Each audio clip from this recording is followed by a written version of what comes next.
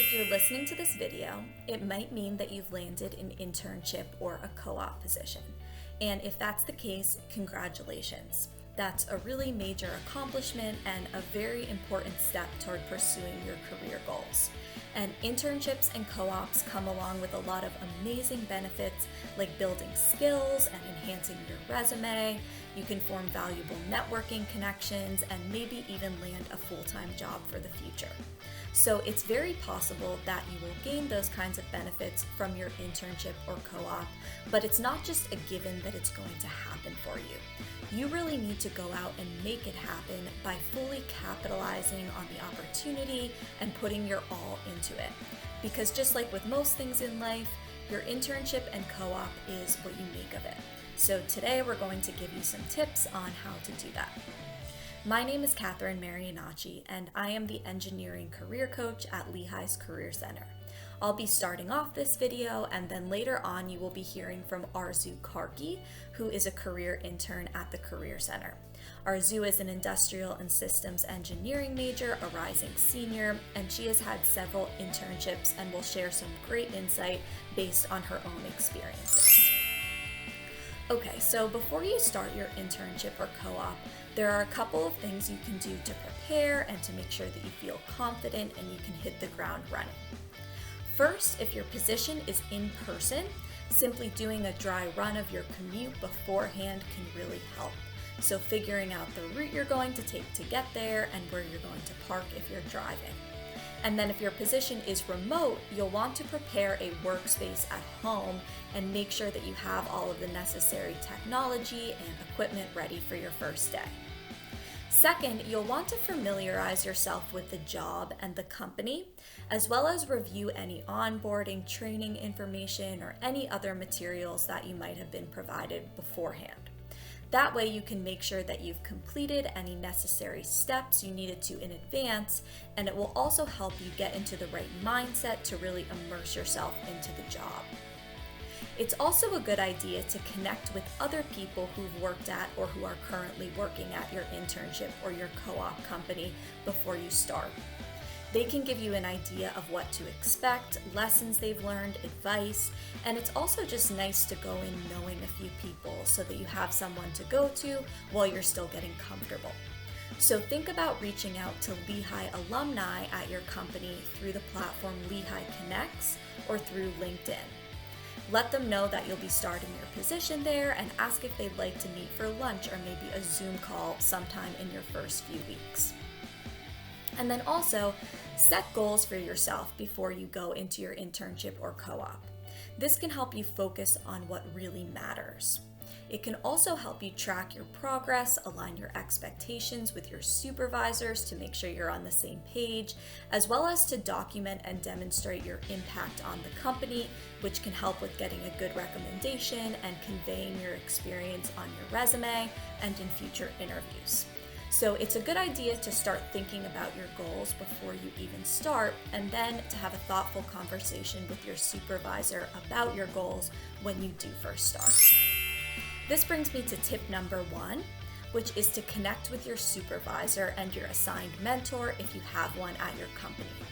They are there to help you meet your goals and to gain as much as you can from the experience, and they're also a really helpful primary point of contact. So they are kind of like your go-to person if you have questions, if you need help, if you would like to get introduced to someone else at the company, if you'd like to get involved in maybe a particular project but you're not sure how to get started, things like that. And it's really nice to have that person who can be like your home base when you're new and in an unfamiliar setting. So if they don't initiate it themselves, ask to meet with them regularly, maybe on a bi-weekly basis, to ask questions and to update them on what you're working on. That will show that you're really interested in learning more and that you value what they have to say, and it will also make them aware of the work that you're doing and the skills and the drive that you're bringing to the table, which they might not otherwise know if you didn't tell them. And during your interactions with your supervisor and on your evaluations, they will be giving you feedback on how you're doing. And it's important that you're open to that feedback and that you take note of the areas where you're doing really well, the areas where you can improve on, because that is how you're going to learn and grow from the experience. Tip number 2 is to be professional. This may sound simple, but I find that students sometimes don't realize how important it is that you do basic things like show up to work on time when you're expected. If you do have that time off, let your supervisor know about it with advance notice whenever possible. And don't be sick or late often. It should only be happening a few times throughout your internship or co-op when absolutely necessary.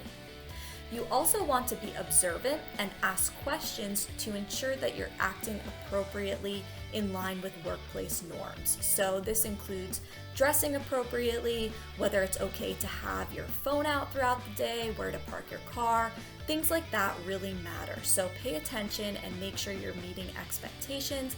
And if you have questions, ask. People appreciate it when you're interested and you're enthusiastic enough to ask about things and you are there to learn. So don't be afraid to speak up and to ask thoughtful questions when you have them. Another part of being professional is using good communication. You want to use more professional kind of language when you're interacting with people, both verbally and non-verbally. And watch what you talk about. It's okay to share some information about yourself personally because people want to get to know you. But don't share things that are maybe too personal or inappropriate. And when you're writing emails or other written communication, make sure you proofread and that it's written in the proper format. And there's, of course, a lot of other parts to being professional too, like coming to meetings prepared to take notes, observing proper data storage processes, keeping your area neat, etc. But hopefully this gives you a starting point. Another tip is to complete each task with excellence. Sometimes, especially when you first start, you might be asked to do things that are maybe kind of simple or aren't super exciting, but you should still give your best effort in completing it. And once you demonstrate that you can do a really outstanding job on these smaller tasks, you should be given more and more responsibility as time goes on. So make sure that you're completing all assignments and tasks correctly and on time, and ask questions if you have uncertainty. Like I said before, people will like when you're interested enough to ask questions, so don't be afraid to do it if they're well thought out. And along with that, go above and beyond whenever possible and try to remain flexible and be upbeat and enthusiastic and willing to learn. Tip number 4, stay busy. Another important tip is to stay busy. Your supervisor and other co-workers will give you direction and assign you projects, but there are times when things might get slow and you might not be asked to do something immediately after you've completed your previous assignment. Internships and co-ops are also different from school in that your tasks aren't always clearly laid out for you. So in many cases, you need to take the initiative to work on your own. You don't have to sit back and wait for others to tell you to do things. So ask your supervisor and others in your department if you can get involved in different things that interest you. Go to meetings, complete trainings that are offered, go to networking events. You will have access to so much knowledge and so many experiences, but you need to be the one to seek it out. And we want you to feel empowered to do that. That's what this experience is all about. Tip number 5, track your work. And throughout your internship or co-op, you want to keep track of the work you're doing. So much is going to happen in a short amount of time, and it will be difficult to recall all that you learned and accomplished if you don't document it.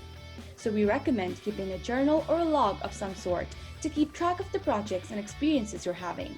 This will help you update your resume and get ready for future interviews. It allows you to see the growth and progress you make throughout your experience. It helps you learn to articulate your experiences and convey that to others. And it can lead to some great insights too. For example, ideas for projects you're working on, a greater awareness of yourself and what you're doing well, what you can improve upon, and what you want out of a career. So keeping track of your projects and learning points in a journal will be very valuable.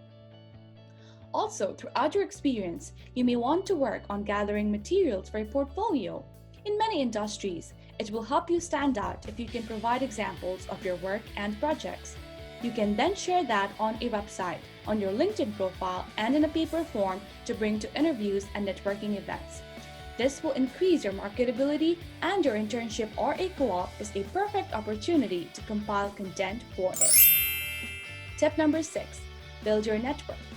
And then the last, very important tip is to take advantage of this opportunity to build your network.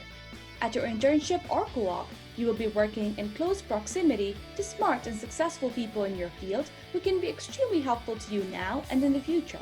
But in order to actually build relationships with these people, you need to plan and put in effort. In most cases, it isn't just going to happen naturally because you're working there. So once you get settled in, you should identify people you're interested in connecting with. Introduce yourself and ask to meet. Your supervisor and other coworkers who you already know can be helpful in facilitating those connections. And when you do go to meet them, be prepared to share some information about yourself. So some things you might want to talk about include your past professional and academic experiences, your career goals, how things are going at your internship or co-op so far, who you've met, what you've been working on, and so on. And you also want to be prepared with questions to ask them to keep the conversation going and learn as much as you can. Some examples include, what are your primary job responsibilities? What is your background or experience? What advice do you have for me? What other people do you recommend I talk with? Are you currently working on any projects that I can get involved in? And so on. And if you would like to contribute to a project they are working on, be sure to describe how your skill set could add value to their project. After you have had a conversation with someone at your company, be sure to send them an email thanking them for their time and sharing any follow-up information that might be relevant. And in some cases, you won't want the relationship to just stop there. You'll want to continue to stay in touch to maximize that relationship. So stop by and see them once in a while. Continue to offer your help in the areas where they're working and things like that. So focusing on building your network is a really important tip to keep in mind. At the conclusion of your internship or co-op, you'll want to reflect on the experience and what you gained. So if there's no formal review process, be sure to ask your supervisor and your coworkers for feedback on your performance, so that way you can learn what you've done well and what areas might need improvement. You'll also want to reflect on the skills you've developed and update your resume with your experiences and accomplishments. And even if you decide that this career field is not the right one for you, the experience is still a valuable one. And you can meet with your career coach to discuss what you've learned and what steps you can take to move forward towards your career goals.